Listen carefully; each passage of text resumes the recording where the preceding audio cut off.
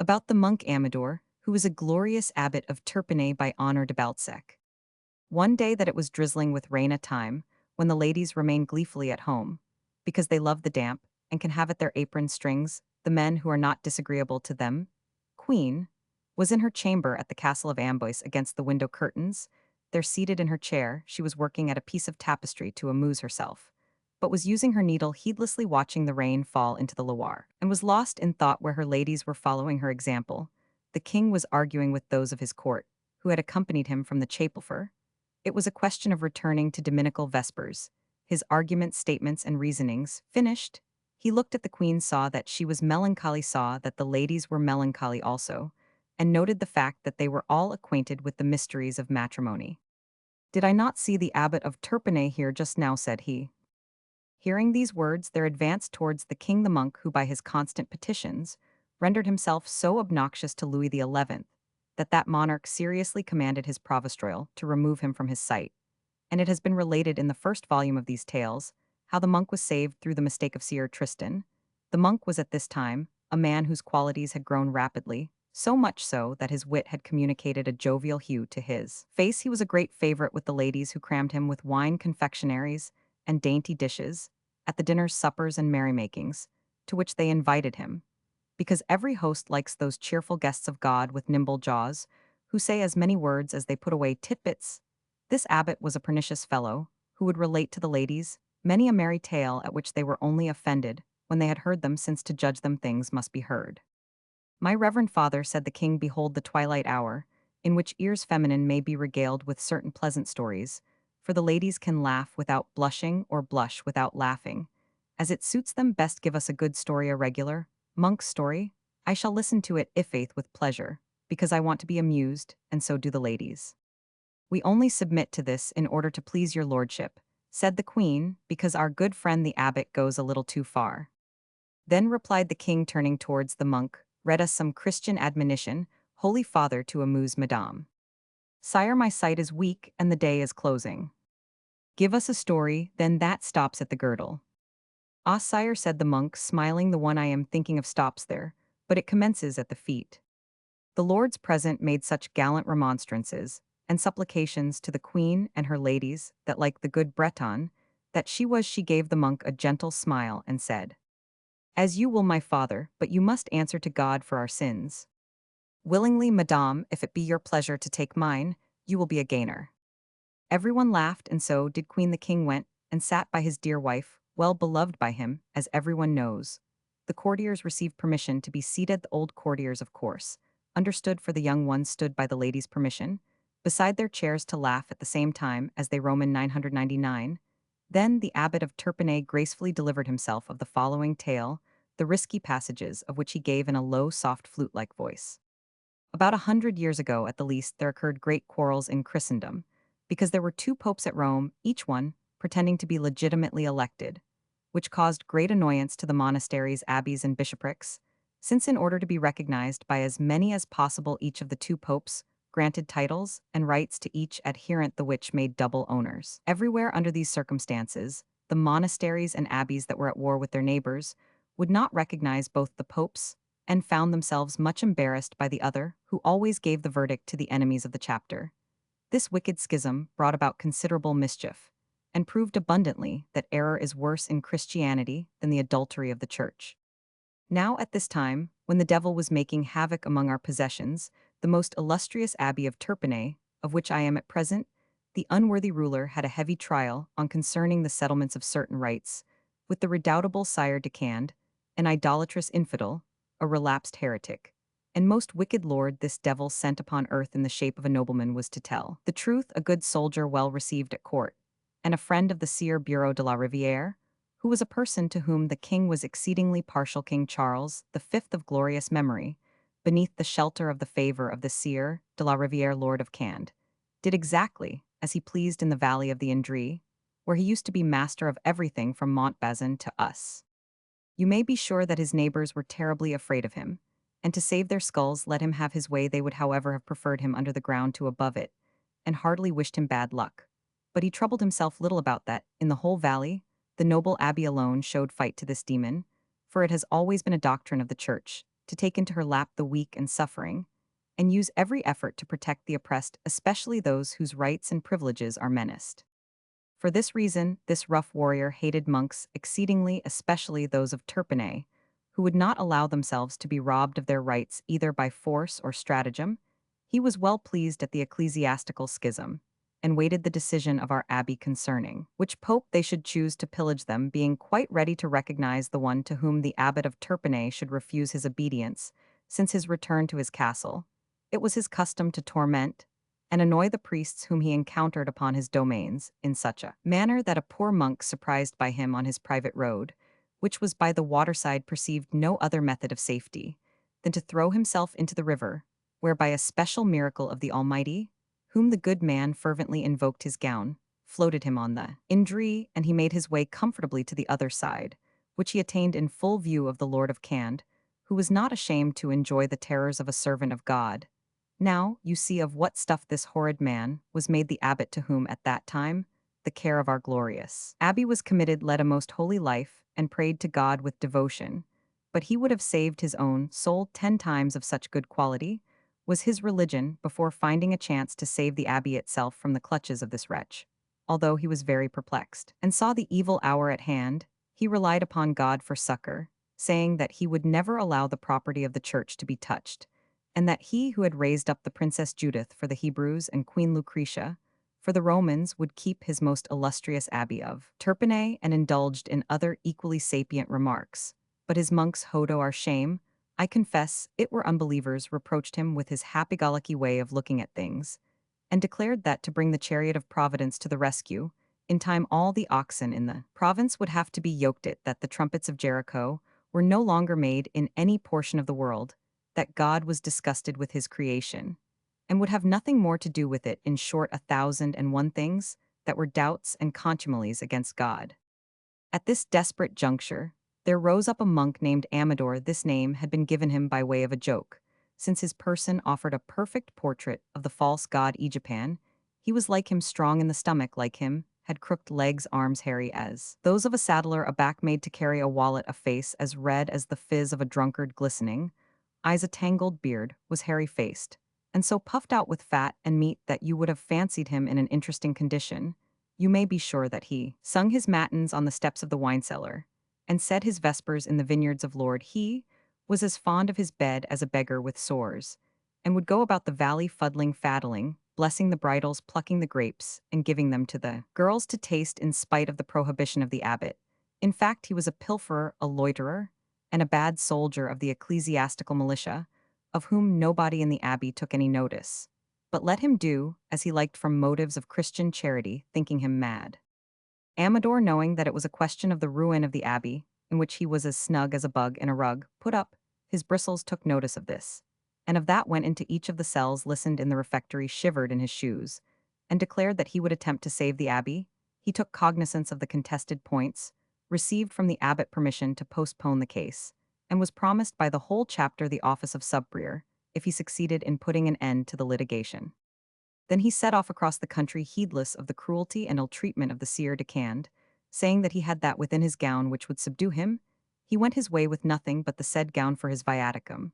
But then, and it was enough fat to feed a dwarf, he selected to go to the chateau a day, when it rained hard enough to fill the tubs of all the housewives, and arrived without meeting a soul in sight of Cand, and looking like a drowned dog, stepped bravely into the courtyard and took shelter under a styroof to wait until the fury of the elements had calmed down, and placed himself boldly in front of the room, where the owner of the chateau should be a servant. Perceiving him, while laying the supper, took pity on him, and told him to make himself scarce, otherwise his master would give him a horsewhipping, just to open the conversation, and asked him what made him so bold as to enter a house where monks were hated more than a red leper. Ah, said Amador, I am on my way to Tours, sent thither by my lord abbot.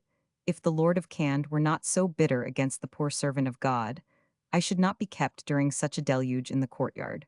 But in the house, I hope that he will find mercy in his hour of need. The servant reported these words to his master, who at first wished to have the monk thrown into the big trough of the castle, among the other filth.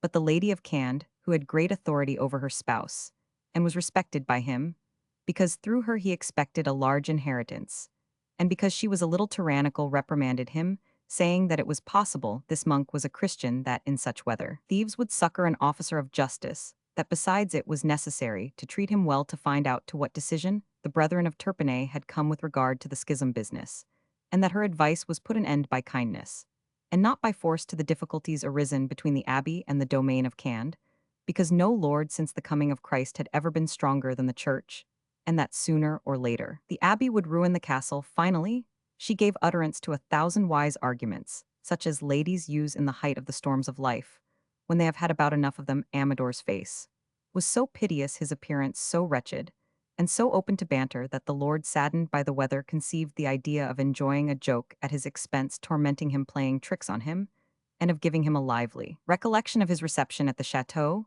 Then this gentleman, who had secret relations with his wife's maid, sent this girl, who was called Parrot, to put an end to his ill will towards the luckless Amador. As soon as the plot had been arranged between them, the wench who hated monks, in order to please her master, went to the monk, who was standing under the pigsty, assuming a courteous demeanor, in order the better to please him, said, "Holy Father, the master of the house is ashamed to see a servant of God out in the rain, when there is room for him, indoors a good fire in the chimney, and a table spread. I invite you in his name, and that of the lady of the house, to step in. I thank the lady and lord not for their hospitality, which is a Christian thing, but for having sent as an ambassador to me, a poor sinner, an angel of such delicate beauty, that I fancy I see the Virgin over our altar." Saying which, Amador raised his nose in the air, and saluted with the 2 flakes of fire that sparkled in his bright eyes the pretty maidservant, who thought him neither so ugly, nor so foul, nor so bestial. When following Parrot up the steps, Amador received on the nose, cheeks, and other portions of his face a slash of the whip, which made him see all the lights of the Magnificat. So well was the dose administered by the Sieur de Cand, who, busy chastening his greyhounds, pretended not see the monk. He requested Amador to pardon him this accident, and ran after the dogs who had caused the mischief to his guest. The laughing servant, who knew what was coming, had dexterously kept out of the way. Noticing this business, Amador suspected the relations of Parrot and the Chevalier, concerning whom it is possible that the lasses of the valley had already whispered something into his ear of the people who were then in the room. Not one made room for the man of God, who remained right in the draught between the door and the window, where he stood freezing, until the moment when the Sieur de Cand, his wife, and his aged sister, Mademoiselle de Cand, who had the charge of the young heiress of the house, aged about 16 years, came and sat in their chairs at the head of the table, far from the common people, according to the old custom, usual among the lords of the period, much to their discredit. The Sieur de Cand, paying no attention to the monk, let him sit at the extreme end of the table, in a corner where 2 mischievous lads had orders to squeeze and elbow him. Indeed, these fellows worried his feet, his body, and his arms like real torturers, poured white wine into his goblet for water, in order to fuddle him and the better to amuse themselves with him. But they made him drink 7 large jugfuls, without making belch, break wind, sweat, or snort, which horrified them exceedingly, especially as his eye remained as clear as crystal. Encouraged, however, by a glance from their lord, they still kept throwing, while bowing to him, gravy into his beard, and wiping it dry in a manner to tear every hair of it out. The varlet who served a caudle baptized his head with it, and took care to let the burning liquor trickle down poor Amador's backbone. All this agony he endured with meekness, because the Spirit of God was in him, and also the hope of finishing the litigation by holding out in the castle. Nevertheless, the mischievous lot burst out into such roars of laughter at the warm baptism given by the cook's lad to the soaked monk, even the butler making jokes at his expense, that the Lady of Cand was compelled to notice what was going on at the end of the table. Then she perceived Amador, who had a look of sublime resignation upon his face, and was endeavoring to get something out of the big beef bones that had been put upon his pewter platter. At this moment, the poor monk, who had administered a dexterous blow of the knife to a big ugly bone, took it into his hairy hands, snapped it in 2, sucked the warm marrow out of it, and found it good. Truly, said she to herself, God has put great strength into this monk. At the same time, she seriously forbade the pages' servants and others to torment the poor man, to whom, out of mockery, they had just given some rotten apples and maggoty nuts. He, perceiving that the old lady and her charge, the lady, and the servants had seen him maneuvering the bone, pushed back his sleeve, showed the powerful muscles of his arm, placed nuts near his wrist on the bifurcation of the veins, and crushed them one by pressing them with the palm of his hand so vigorously that they appeared like ripe medlars. He also crunched them between his teeth white as the teeth of a dog husk shell fruit, and all of which he made in a second a mash which he swallowed like honey. He crushed them between two fingers which he used like scissors to cut them in two without a moment's hesitation. You may be sure that the women were silent, that the men believed the devil to be in the monk, and had it not been for his wife and the darkness of the night, the seer decanned, having the fear of God before his eyes, would have kicked him out of the house. Everyone declared that the monk was a man, capable of throwing the castle into the moat. Therefore, as soon as everyone had wiped his mouth, my lord took care to imprison this devil, whose strength was terrible to behold, and had him conducted to a wretched little closet, where Parrot had arranged her machine, in order to annoy him during the night. The tomcats of the neighborhood had been requested to come and confess to him, invited to tell him their sins in embryo, towards the tabbies who attracted their affections, and also the little pigs for whom fine lumps of tripe had been placed under the bed, in order to prevent them becoming monks, of which they were very desirous, by disgusting them with the style of libera, which the monk would sing to them at every movement of poor Amador, who would find short horsehair in the sheets. He would bring down cold water on to the bed, and 1,000 other tricks were arranged. Such are usually practiced in castles. Everyone went to bed in expectation of the nocturnal revels of the monk, certain that they would not be disappointed, since he had been lodged under the tiles at the top of a little tower, the guard of the door of which was committed to dogs who howled for a bit of him, in order to ascertain what language the conversations with the cats and pigs would be carried on. The sire came to stay with his dear Parrot, who slept in the next room. As soon as he found himself thus treated, Amador drew from his bag a knife, and dexterously extricated himself. Then he began to listen in order to find out the ways of the place, and heard the master of the house laughing with his maidservant, suspecting their maneuvers. He waited till the moment when the lady of the house should be alone in bed, and made his way into her room with bare feet, in order that his sandals should not be in his secrets. He appeared to her by the light of the lamp in the manner in which monks generally appear during the night, that is in a marvelous state, which the laity find it difficult long to sustain, and the thing is an effect of the frock which magnifies everything. Then, having let her see that he was all a monk, he made the following little speech. Know, madame, that I am sent by Jesus and the Virgin Mary to warn you to put an end to the improper perversities, which are taking placido the injury of your virtue, which is treacherously deprived of your husband's best attention, which he lavishes upon your maid. What is the use of being a lady if the seigneurial dues are received elsewhere? According to this, your servant is the lady, and you are the servant. Are not all the joys bestowed upon her due to you? You will find them all amassed in our holy church, which is the consolation of the afflicted. Behold in me the messenger ready to pay these debts, if you do not renounce them.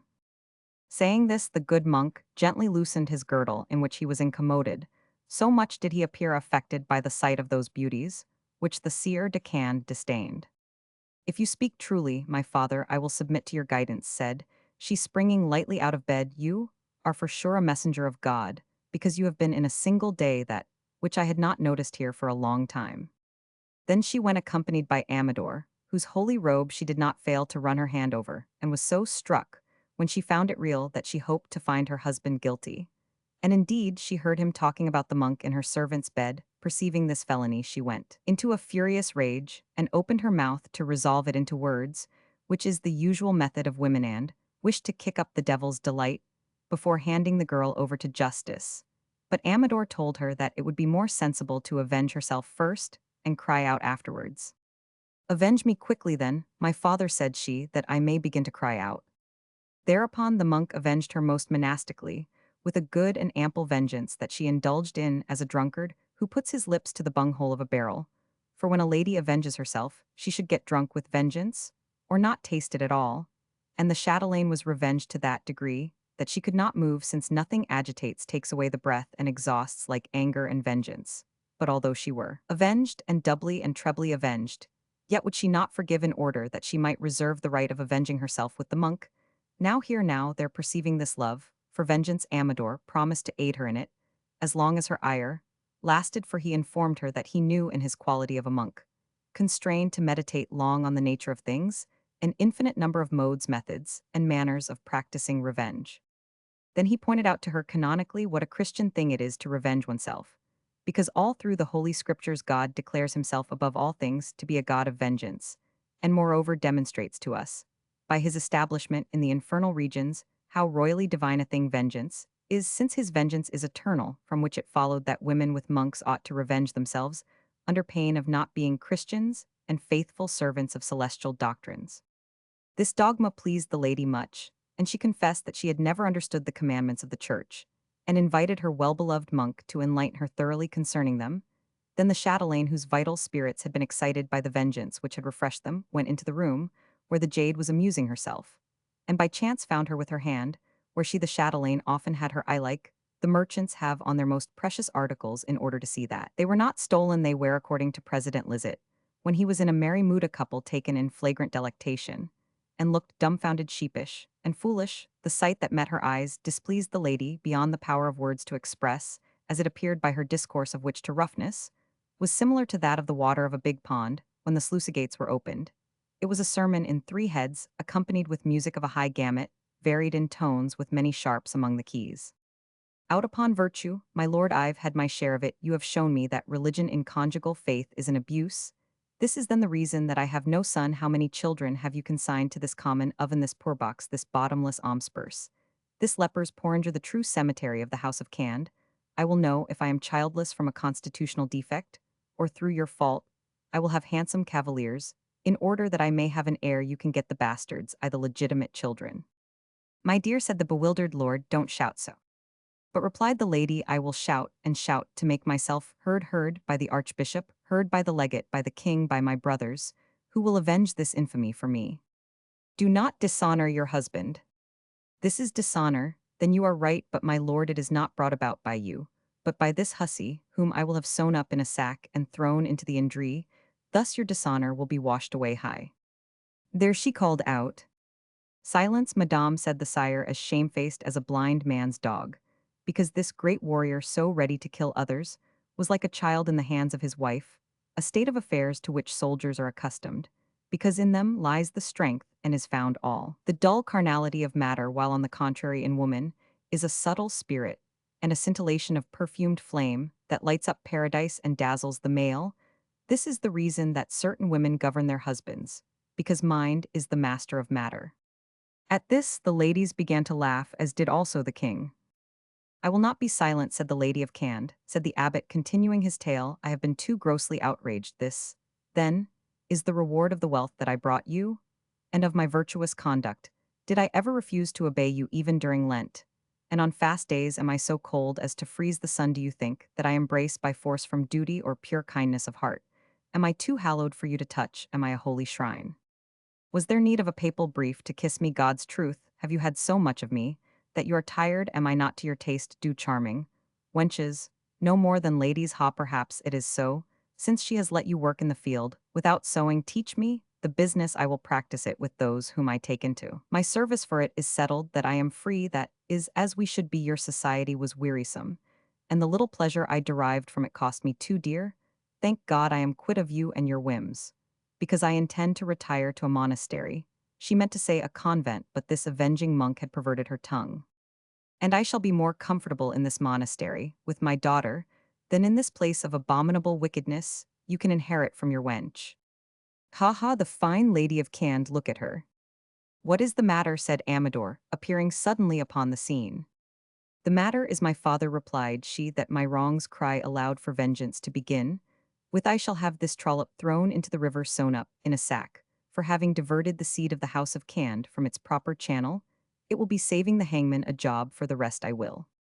Abandon your anger, my daughter, said the monk. It is commanded us by the church to forgive those who trespass against us, if we would find favor in the sight of heaven.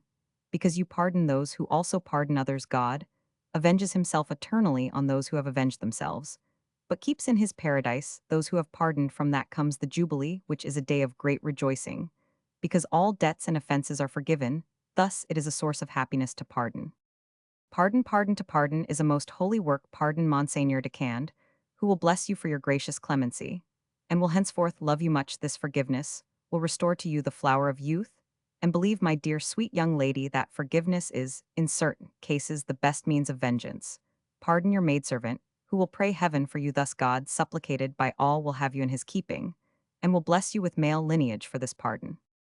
Thus saying, the monk took the hand of the sire, placed it in that of the lady, and added, "Go and talk over the pardon." And then he whispered into the husband's ears this sage advice: "My lord, use your best argument, and you will silence her with it, because a woman's mouth, it is only full of words when she is empty elsewhere. Argue continually, and thus you will always have the upper hand of your wife.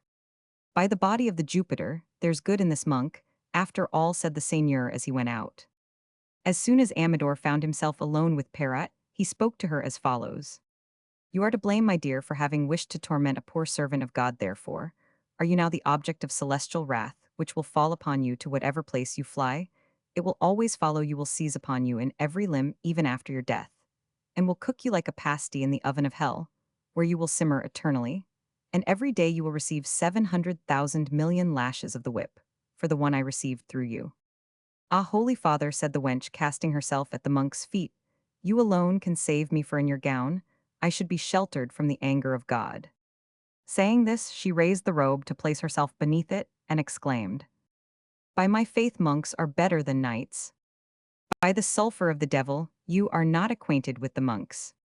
"No," said Perrot. "And you don't know the service that monks sing without saying a word." "No."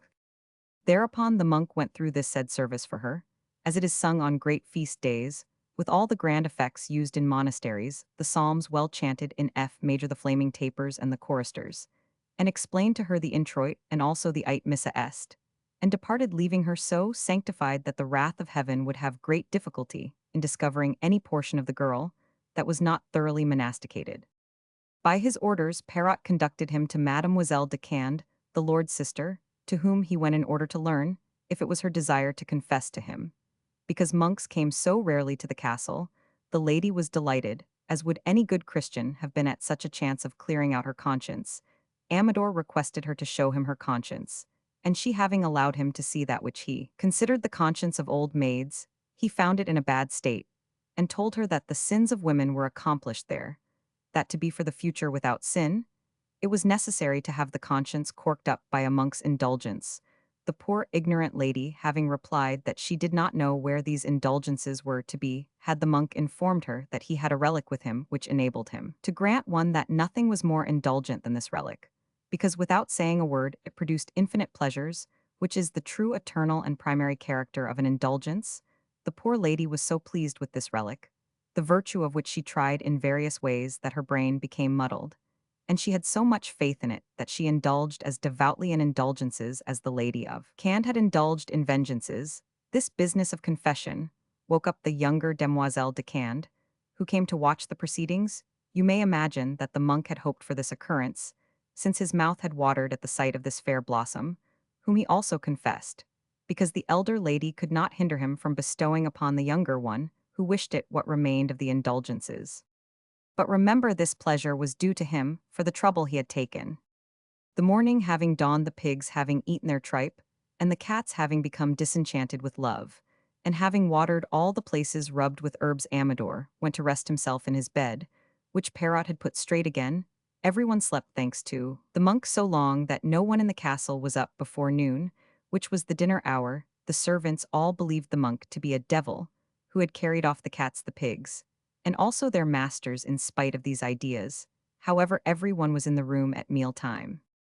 "Come, my father," said the chatelaine, giving her arm to the monk, whom she put at her side in the baron's chair, to the great astonishment of the attendants, because the sire of Cand said not a word. "Page, give some of this to Father Amador," said Madame. "Father Amador has need of so, and so," said the Demoiselle de Cand. "Fill up Father Amador's goblet," said the sire. "Father Amador has no bread," said the little lady. "What do you require, Father Amador?" said Perrot. It was Father Amador here, and Father Amador there. He was regaled like a little maiden on her wedding night. "Eat, Father," said Madame, "you made such a bad meal yesterday."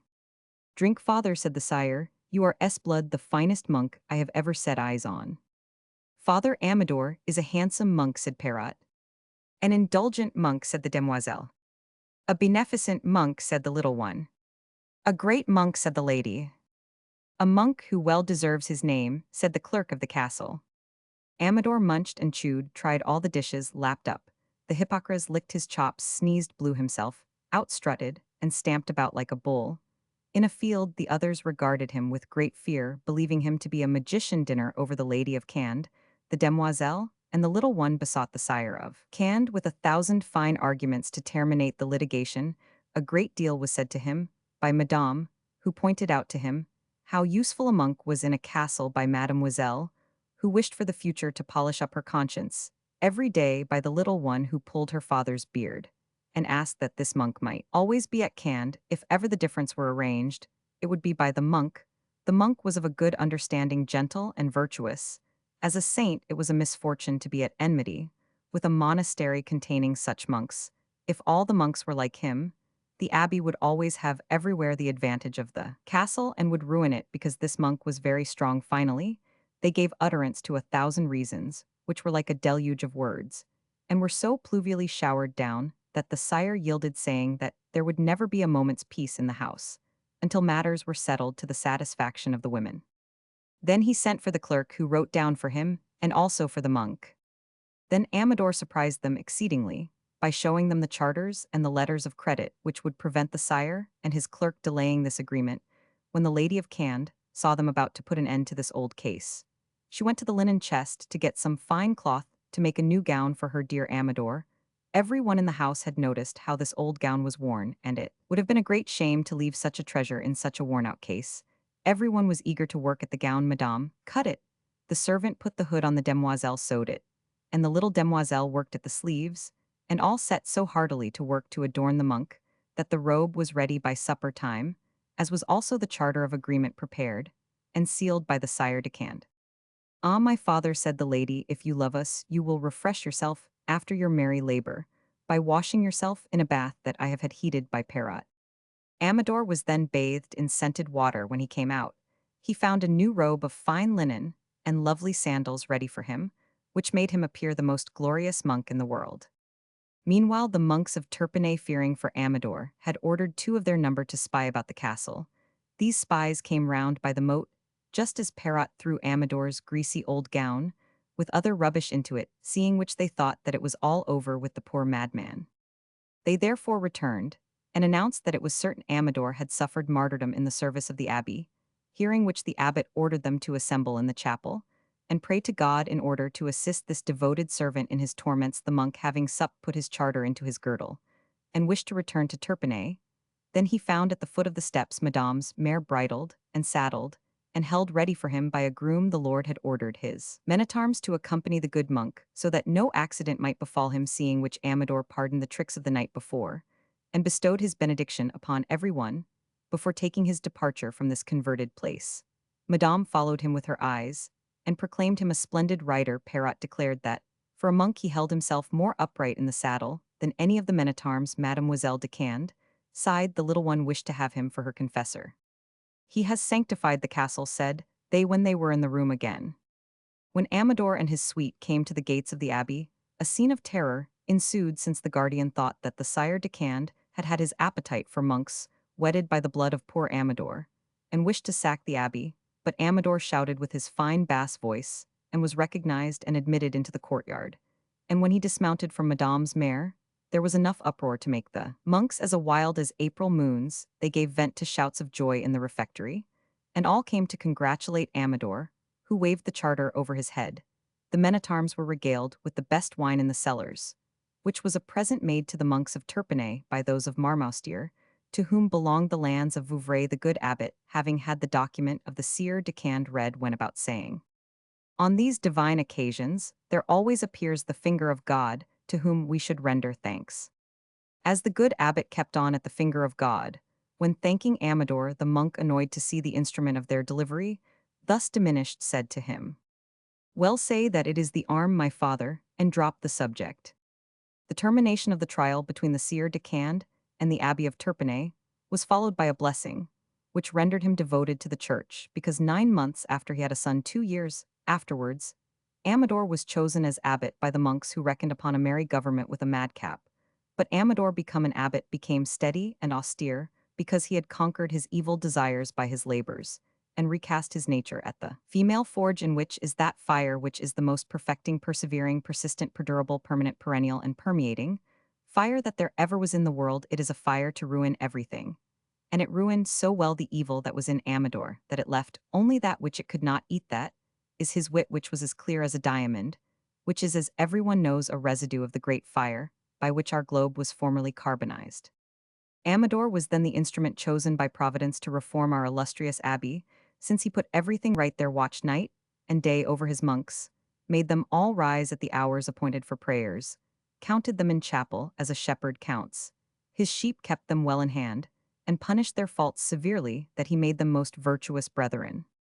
This teaches us to look upon womankind more as the instruments of our salvation than of our pleasure, besides which this narrative teaches us that we should never attempt to struggle with the churchmen. The king and the queen had found this tale in the best taste, the courtiers confessed that they had never heard a better, and the ladies would all willingly have been the heroines of it.